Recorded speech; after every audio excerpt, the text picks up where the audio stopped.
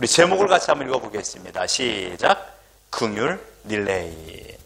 지난주 우리는 하나님의 긍휼에 대하여 묵상하게 되었습니다. 다시 한번 정리한다면 하나님께서 구원을 베풀어 주신 것, 그것이 바로 가장 큰 은혜요, 그것이 긍휼이다라고 말하고 있습니다. 구원을 베푸시는 하나님께서는요, 그 자녀들을 지키십니다. 보호하시고, 그러니까 우리가 살아가는 모든 시간은 하나님께서 베풀어 주신 긍휼의 결과다라고 말할 수 있습니다. 그러므로 우리는 하나님의 긍휼이 없이는 단 한 시간도 살아갈 수 없다라고 말하는 것이 과언이 아닙니다. 이것을 내가 믿느냐 안 믿느냐의 차이입니다. 살아가는 모든 사람들은 어려운 현실을 마주하게 되죠. 육신의 아픔, 경제적인 어려움, 그로 인하여 마음에 찾아오는 것은 두려움입니다. 두려움과 근심, 그리고 염려는요, 그냥 생기는 것이 아니에요. 현실에 찾아온 어려움의 결과가 두려움과 염려와 근심인 것입니다.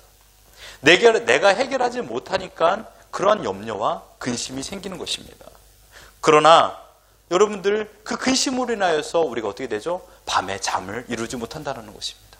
하지만 하나님을 믿고 하나님을 의지하고 하나님께서 베풀어 주신 긍휼이 언제나 나와 함께하고 있다는 것을 믿는다면 그 사람은 놀랍게도 평안한 잠을 잘 수 있다는 것입니다. 이렇게 정리해 보면 여러분들은 지난주의 삶 가운데서 어떻게 하나님이 주셨던 긍휼을 누리며 사셨습니까? 염려와 걱정과 근심이 없이 살아가는 사람은 없을 것입니다. 그러나 우리 믿음의 신자는요, 염려와 근심과 걱정이 생겼을 때마다 이것을 기도 제목으로 삼는 것입니다. 그리고 하나님께 그 소망을 아뢰는 것입니다. 그러니 자연스럽게 우리의 염려와 근심과 걱정은 제외될 수밖에 없는 것이죠. 그러므로 진정한 자유는 하나님께서 나에게 긍휼을 베풀어 주신다라는 확신을 가진 만큼 자유를 누릴 수 있다는 것입니다. 앞으로 우리 모든 성도님들이 주님이 주시는 긍휼을 신뢰하고 염려와 근심으로부터 자유하여 진정한 평안을 누리며 살아가기를 예수 그리스도 이름으로 축원합니다. 그렇다면 오늘 우리가 생각하고자 하는, 그러니까 우리 인생에서 어떻게 긍휼이 실천되어야 되는가, 이 부분을 한번 묵상해 보기를 바랍니다. 염려와 근심의 문제를 기도 제목으로 하나님께 간구하였습니다. 그리고 우리는 마음의 평안을 얻었습니다. 지금 여러분들은 마음의 평안을 얻은 자들이라는 것입니다. 그러면 우리가 실생활에서 어떻게 긍휼을 실천할까, 이것입니다. 저는 이 말씀을 준비하면서 요셉이 떠올랐습니다. 요셉. 저는 오늘 긍휼과 요셉과의 관계를 통하여서 요셉이 실천적으로 살아갔던 그 모습을 토대로 우리 또한 이 땅 위에서 그러한 긍휼을 베푸는 인생을 살기를 소망합니다. 요셉 하면 떠오르는 단어가 많이 있습니다. 야곱의 사랑받는 아들, 요셉이 입었던 채색옷, 꿈, 요셉이 빠진 구덩이, 보디발의 아내가 쓰인 누명, 그래서 감옥에 갇히고 끝내 애굽의 총리가 되었다라는 여러 가지 단어가 있습니다. 하지만 요셉을 대표하는 단어가 있다라면 그것은 바로 형통입니다. 우리 창세기 39장 1절로 3절을 같이 한번 읽어보겠습니다. 시작. 요셉이 이끌려 애굽에 내려가매 바로의 신하 친위대장 애굽 사람 보디발이 그를 데리고 데려간 이스마엘 사람의 손에서 요셉을 사니라. 여호와께서 요셉과 함께 하심으로 그가 형통한 자가 되어 그의 주인 애굽 사람의 집에 있으니 그의 주인이 여호와께서 그와 함께 하심을 보며 또 여호와께서 그의 범사에 형통하게 하심을 보았더라. 여러분, 2절과 3절에 계속적으로 나오는 단어가 바로 형통이었습니다. 바로 하나님께서 요셉에게 베풀어 주신 긍휼의 결과가 형통이었다는 것입니다. 여러분, 형통이라는 단어의 뜻이 무엇입니까? 형통은요, 모든 일이 자신의 뜻대로 잘 되는 것, 이것이 바로 형통입니다. 어떻습니까? 지난주 여러분의 삶이 모든 것이 여러분의 뜻대로 잘 되었습니까? 이것이 형통한 삶이라는 것이, 이게 국어 사전적인 의미입니다. 근데 여러분, 요셉이 경험한 형통은 조금 이상합니다. 왜냐하면 우리가 생각한 형통, 그러니까 모든 일이 자신의 뜻대로 잘 되어야 되는데 지금 요셉은 어디에 거하고 있습니까? 요셉이 거하고 있는 것은요, 친위 대장 애굽 사람 보디발이 돈을 주고 사서 종으로 그 집에 있고 있습니다. 보디발의 노예가 되어 그 집에 허드렛 일을 감당하는 사람이 되었다라는 것입니다. 어찌 이 사람이 형통한 사람이 되었다라고 말할 수 있겠습니까? 한 군데를 더 보십시오. 창세기 39장 20절과 23절입니다. 같이 봅니다. 시작. 이에 요셉의 주인이 그를 잡아 옥에 가두니 그 옥은 왕의 죄수를 가두는 곳이었더라. 요셉이 옥에 갇혔으나 간수장은 그의 손에 맡긴 것을 무엇이든지 살펴보지 아니하였으니 이는 여호와께서 요셉과 함께 하심이라. 여호와께서 그를 범사에 형통하게 하셨더라. 보디발의 집에서 자유가 없는 노예 생활하다가 보디발의 아내가 쓰인 누명 때문에 자유가 없는 감옥에 갇히게 됩니다. 여러분, 그런데 어떻게 됩니까? 요셉이 이곳에서 어떤 일을 경험하게 됩니까? 형통함을 경험하게 됩니다. 형통함을요. 이 두 군데의 공통점은 무엇입니까? 첫째로 자유가 없다라는 것입니다. 보디발의 집, 감옥. 두 번째는요, 자유가 없는 이곳이지만 요셉은 형통한 삶을 살았다라는 것이에요. 어떻게 형통한 삶을 살 수 있었습니까? 하나님께서 그와 함께 하심으로 형통하게 된 것입니다. 즉 하나님께서 긍휼을 베푸사 요셉의 삶이 형통한 것입니다. 여러분, 요셉이 가는 곳에서 일어난 일들을 자세히 살펴보십시오. 먼저 보디발의 집에서 일어난 일을 보십시오. 39장 4절과 5절 같이 한번 읽어봅니다. 시작. 요셉이 그의 주인에게 은혜를 입어 섬김에 그가 요셉을 가정 총무로 삼고 자기의 소유를 다 그의 손에 위탁하니 그가 요셉에게 자기의 집과 그의 모든 소유물을 주관하게 한 때부터 여호와께서 요셉을 위하여 그 애굽 사람의 집에 복을 내리심으로 여호와의 복이 그 집과 밭에 있는 모든 소유에 미친지라. 요셉은 지금 보디발의 집에 가정 총무, 그러니까 비서실장이 된 것입니다. 그런데 놀랍게도 이때 요셉의 나이가 몇 살인지 아십니까? 17살입니다. 17살. 그러니까 우리 호주식으로 표현한다면 고등학교 이어 12입니다. 12학년 학생이라는 것입니다. 12학년 학생이 바로의 신하 중에 친위 대장 보디발의 집에 비서실장이 된 것입니다. 과연 그가 무슨 지혜가 있어서 모든 하인들을 다스렸으며 모든 재산을 관리하였을까요? 그 재산 중에는요, 논과 밭, 그 다음에 많은 가축들이 있었습니다. 요셉은 그 모든 것들을 다 총괄할 수 있는 지혜가 있었던 것입니다. 그리고 요셉이 관리하는 집과 밭과 모든 가축들로 인하여 물질적으로 보디발의 집에 더 큰 복이 찾아온 것입니다. 무슨 말입니까? 요셉이 있던 보디발의 집은 요셉으로 말미암아 복을 받게 된 것입니다. 두 번째로 요셉이 살았던 곳은 어디입니까? 감옥이었습니다. 39장 21절과 22절 같이 봅니다. 시작. 여호와께서 요셉과 함께 하시고 그에게 인자를 더하사 간수장에게 은혜를 받게 하심에 간수장이 옥중 죄수를 다 요셉의 손에 맡김으로 그 재반 사물을 요셉이 처리하였다라고 말하고 있습니다. 여기서 명확하게 요셉이 하나님의 긍휼을 받은 단어가 뭐냐면 그에게 인자를 더하사라는 것입니다. 인자라는 단어가 헤세드인데 이 단어의 의미 안에 하나님의 긍휼이 포함되어 있습니다. 하나님께서 요셉에게 긍휼을 베푸셨습니다. 그 결과 요셉은 감옥의 간수장이 되었던 것입니다. 요셉이 했던 일은 무엇입니까? 감옥에서 발생하는 모든 행정일과 죄수들을 다 관리하는 전반적인 업무였습니다. 그런데 그 결과는요, 요셉이 있었던 감옥은 요셉으로 말미암아 형통했다라는 것입니다. 보디발의 집, 요셉이 있음으로 말미암아 형통하였고요. 감옥, 요셉이 있음으로 말미암아 형통하게 되었던 것입니다. 마지막으로 요셉이 구한 곳은 어디입니까? 애굽의 총리 자리였습니다. 창세기 41장 41절 같이 한번 읽어봅니다. 시작.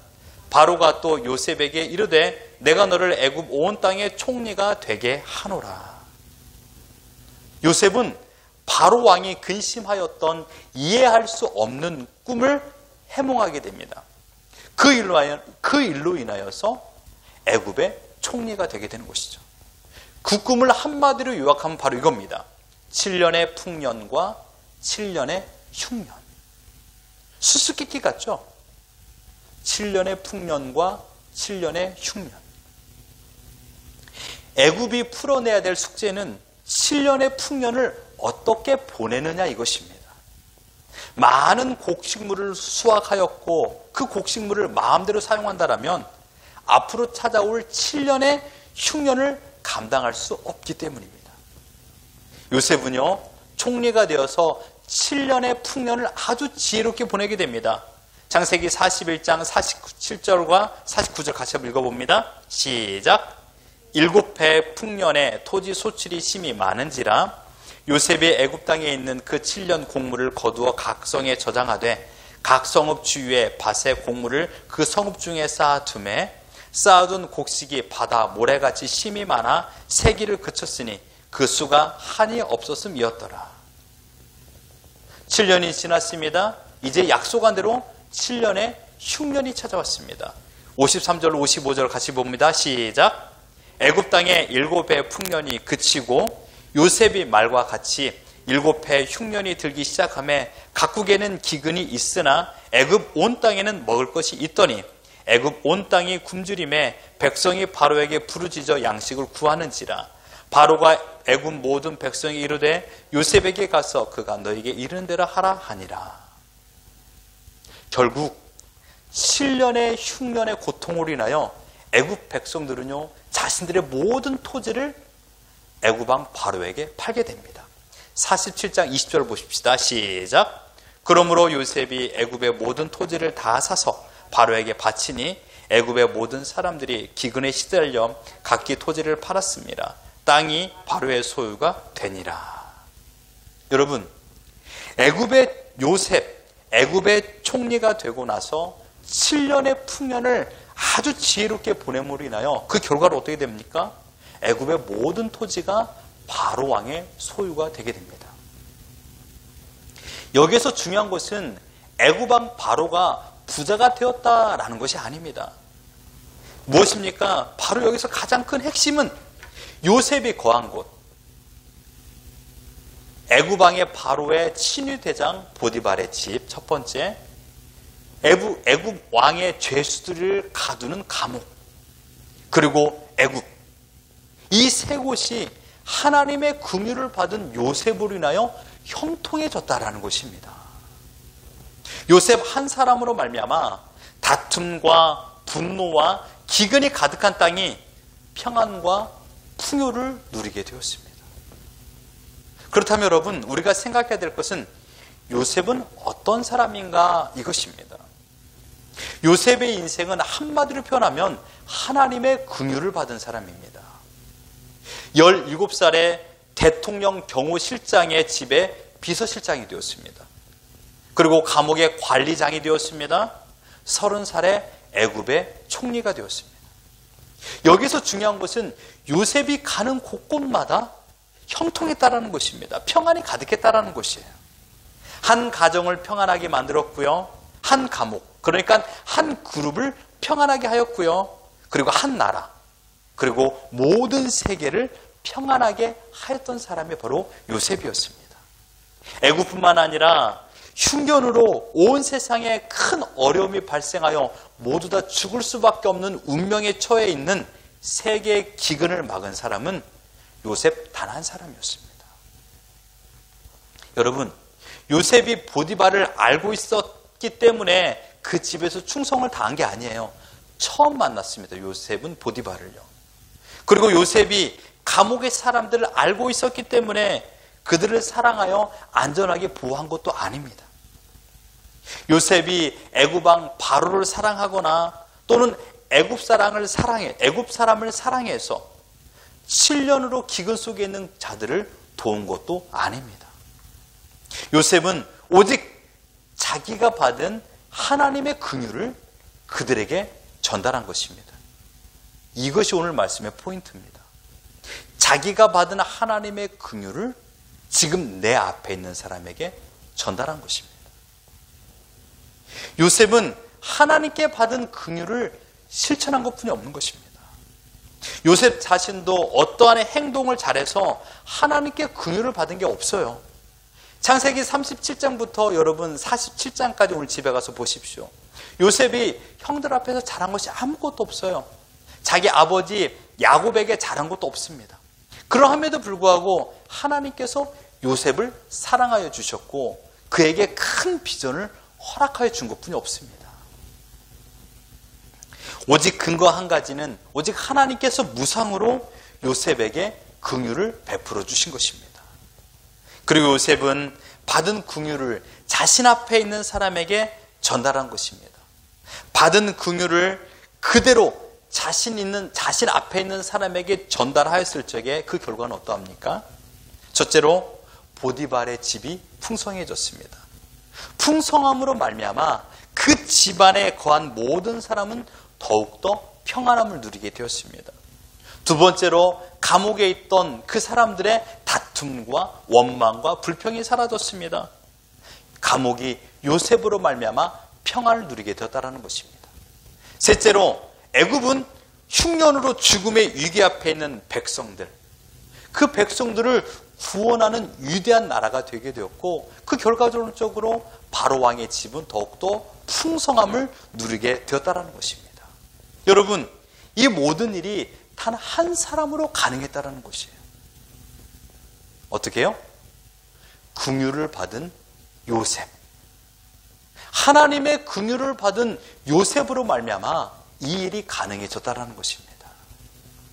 요셉은 그러므로 받은 긍휼을 그대로 전달하였습니다. 자신만 하나님의 긍휼로 평안함을 누린 것이 아니라 자신이 하나님께서 주신 긍휼로 형통함이 점점점 확대가 된 것입니다. 어떻게 해요? 요셉 한 사람, 한 가정, 한 그룹, 한 나라, 온 열방, 온 세계. 점점 형통의 영역이 넓어지고 있습니다. 사랑하는 성도 여러분, 우린 여기에서 한 가지를 알 수 있습니다. 그것은 바로 긍휼은 실천되어야 된다는 것입니다. 뭐라고요? 긍휼은 실천되어야 됩니다. 우리도 하나님의 전적인 은혜로 긍휼을 받아 살고 있는 자들입니다. 그 긍휼은 먼저 내 자신을 살리는 하나님의 위대한 구원의 은혜입니다. 그렇다면 이 긍휼의 은혜, 내가 받은 이 긍휼이 어디에서 실천되어야 될까요? 요셉이 자기 앞에 있는 사람에게 긍휼을 실천했던 것처럼 지금 우리도 하늘로부터 받은 긍휼을 내 앞에 있는 사람에게 실천해야 된다는 것입니다. 그러면 지금 내 앞에 있는 사람이 누굴까요? 내 가족입니다. My family. 우리가 긍휼을 실천해야 될 사람은요, 죄송한 표현입니다만은 물론 이렇게 점점 확대가 돼야 돼요. 온 유대와 사마리아 땅끝까지로 내 증인 되라 말했던 것처럼 정말 아프리카 난민들에게도 우리가 긍휼을 실천해야 됩니다. 그러나 아프리카 난민에게 긍휼을 베푸는 것 이전에 지금 내 앞에 있는 내 가족에게 긍휼을 실천해야 된다는 것입니다.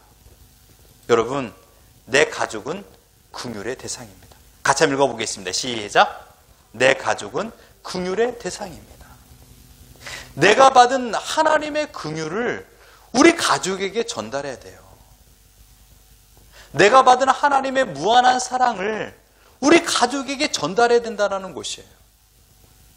내 자신이 하나님의 은혜를 받았다라면 그 은혜의 수혜자는 내 가족이 되어야 됩니다. 내가 하나님의 용서를 받았고 하나님의 사랑을 받았다라면 우리 자녀들과 내 남편과 내 아내에게 동일하게 어떻게 될까요? 용서와 사랑을 전달해야 된다는 거예요. 실천해야 된다는 것입니다. 가정에서 긍휼이 전달된다라면, 긍휼 릴레이가 펼쳐진다라면 그 가정은 다툼과 원망이 사라지게 될 것입니다. 충분히 다툴 수 있는 상황이 펼쳐진다 하더라도 누군가 한 사람이 하나님으로부터 받은 긍휼을 옆 사람에게 전달한다라면 그 다툼은 멈추게 됩니다. 내가 하나님의 은혜를 경험했다라면 은혜를 받은 사람이, 하나님의 사랑을 받은 사람이 다툼을 막아서야 된다는 것이에요. 더 큰 소리 내라는 것이 아니라 내가 희생을 하고 내가 수고를 해서 그의 모든 다툼을 막아서는 것입니다. 그런데 현실의 삶은 어떠합니까? 서로가 긍휼을 베풀려고 하지 않습니다. 이 말은 서로가 이기려고만 한다는 것입니다. 나는 지고는 못 살아. 아주 무서운 말이에요. 가정은요, 서로 지고 사는 곳이에요. 그것이 긍휼이에요. 그런데 대부분의 가정들 어떠합니까? 이기려고만 해요. 심지어 자녀도 엄마 아빠를 이기려고 해요. 자신의 말이 옳다고, 자신의 생각만 맞다고 말하는 것입니다. 여러분, 음악에서는요, 독주와 협주가 있습니다. 혼자 많은 청중들 앞에서 연주하는 독주, 매우 어려워요.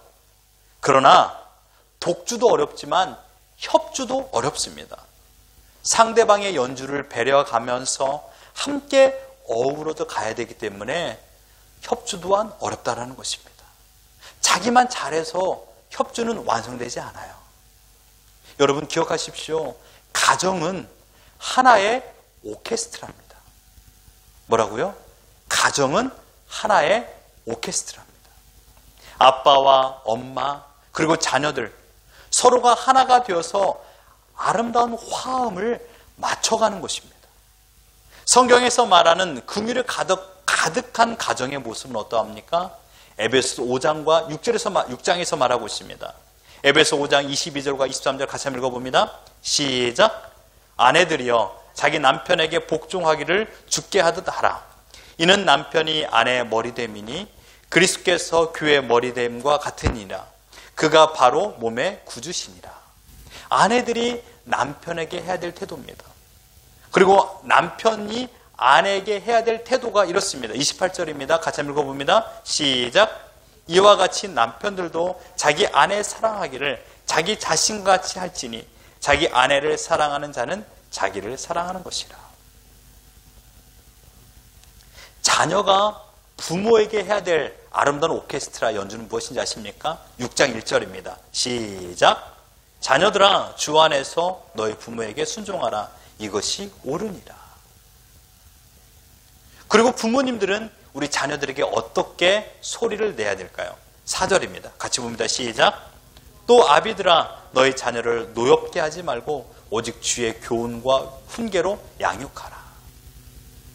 이렇게 되면 우리들의 가정은 하나님께서 지휘자가 되는 아름다운 오케스트라가 되는 것입니다. 우리 가정의 지휘자는요, 컨덕터는 아빠가 아니에요. 엄마도 아니에요. 아들과 딸도 아니에요. 하나님이 친히 지휘자가 되어주셨습니다. 남편들은요, 자기 아내를 자기 몸 사랑하듯 사랑해야 돼요. 아내는요, 남편들에게 어떻게 해야 된다고요? 주님 대하듯이 대해야 됩니다. 자녀들은요, 부모님들에게 순종해야 돼요. 부모는 자녀들을 노엽게 여기며 행동해서는 안 됩니다. 성경적인 가정이 되면 그 가정은 긍휼이 풍성해지고 그 결과 다툼과 원망이 사라집니다. 여러분, 여러분의 몸을 혼자 때리는 사람이 있습니까? 없어요. 제가 제 아내를 사랑하는 것이 저를 사랑한다라면 제 아내를 미워하는 것은 내 몸을 때리는 것입니다. 얼마나 미련한 행동입니까? 어젯밤에 제 아들 예준이와 제 딸 수지가 함께 연주를 하며 연습을 했습니다. 수지의 연주를 예준이가 헬퍼하는 역할을 했습니다. 애들 엄마는 아이들을 티칭하고 있었고요. 처음에는 잘 맞지 않았습니다. 그리고 자신이 맞다고 서로가 틀렸다고 이야기를 하게 되었죠. 그런데 계속 하면 할수록 악보에 그려진 대로 맞춰져 가는 것입니다. 설교를 준비하고 있는데 이런 목소리가 들렸습니다. 아, 이제 맞았다. 분명 처음에는 어려움이 있었어요. 가면 갈수록 맞아져 가는 것입니다. 물론 순간순간은 큰 소리로 나기도 했습니다. 그러나 결과론적으로 아름다운 연주가 되었다는 것입니다. 사랑하는 성도 여러분, 이제 말씀을 다 드렸습니다. 우리는 하나님의 긍휼을 받은 자들입니다. 분명 구원은 하나님과 1대1의 구원의 문제입니다. 하나님의 은혜로 구원을 받았고 살아있는 모든 시간 속에서 하나님의 긍휼을 받는 자들입니다. 우리는요. 하나님은 나에게 허락하신 긍휼을 결코 나 혼자만 가지고 있도록 원하지 않습니다. 받은 긍휼을 옆 사람에게 전달하는 것이 하나님께서 우리에게 베풀으신 긍휼의 목적이요, 이것이 우리의 사명이라는 것입니다. 마치 요셉이 하나님과 함께하고 있음을 요셉 앞에 있는 사람이 알아보았던 것처럼 우리 또한 하나님의 긍휼을 받은 것을 옆 사람이 알아볼 수 있도록 우리 또한 긍휼을 실천해야 된다라고 주님께서 명령하고 있는 것입니다. 특별히 여러분, 누구에게 긍휼을 실천해야 될까요? 내 가족에게 긍휼을 실천하지 못하면서 어찌 우리가 다른 사람들에게 긍휼을 실천할 수 있겠습니까? 그것은 거짓말이에요. 아, 목사님, 그러면 우리 가족에게만 잘하는 이야기입니까? 예. 여러분의 가족에게만 먼저 잘하십시오.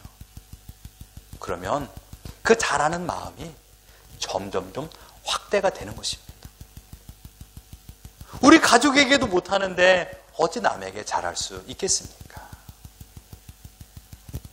다툼과 미움이 계속 진행되도록 허용해서는 안 돼요. 짜증이 계속 진행되고 있다고 생각해 보십시오. 아침 밥 먹는 시간부터 저녁에 이르기까지. 그러면 안 된다는 거예요. 이것을 누구든지 막아서야 된다는 거. 누가 막아설까요? 하나님의 긍휼을 받은 사람이에요. 하나님의 긍휼을 받은 사람이 다툼과 짜증을 막아서야 된다는 것이에요.